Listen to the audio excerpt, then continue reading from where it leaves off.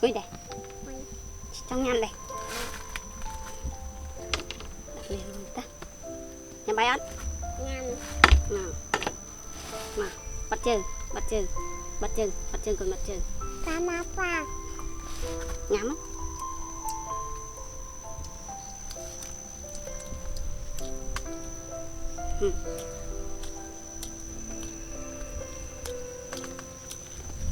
Con nào.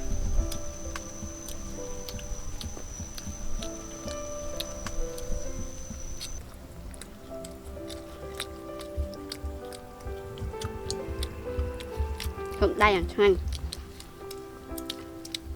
Gặp được bạn nhau mà.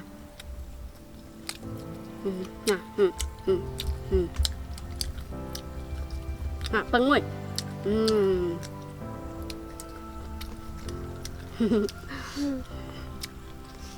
nó bay nó bay chết.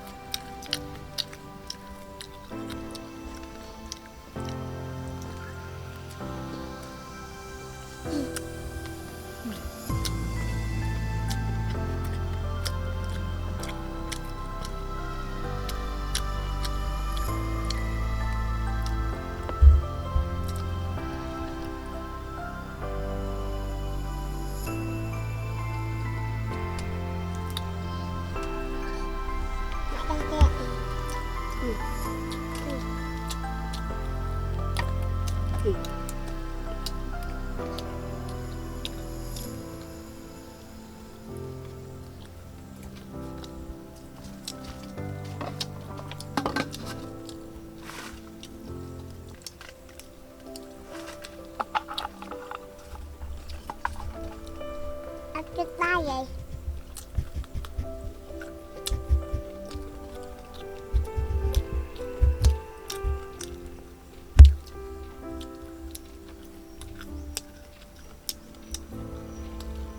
Ngắn á.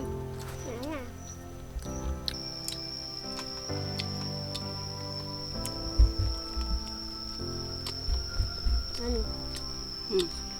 Sao nhé?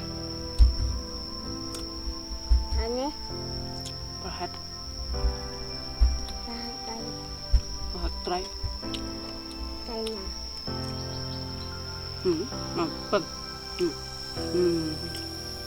Nó.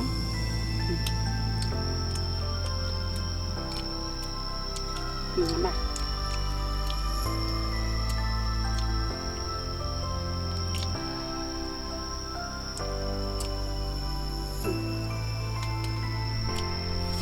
Ngắn á. Có hết trái. Phơi trái sao sao mình chết. Chứ là xôm conសម្រាប់ការទស្សនារបស់ប្រិយមិត្តទាំងអស់គ្នាហើយកុំភ្លេចជួយចុច like ហើយ subscribe channel របស់នាងខ្ញុំផងដើម្បីបានឃើញវីដេអូឆ្ងាញ់ៗបន្តទៀតបាយបាយបាយបាយ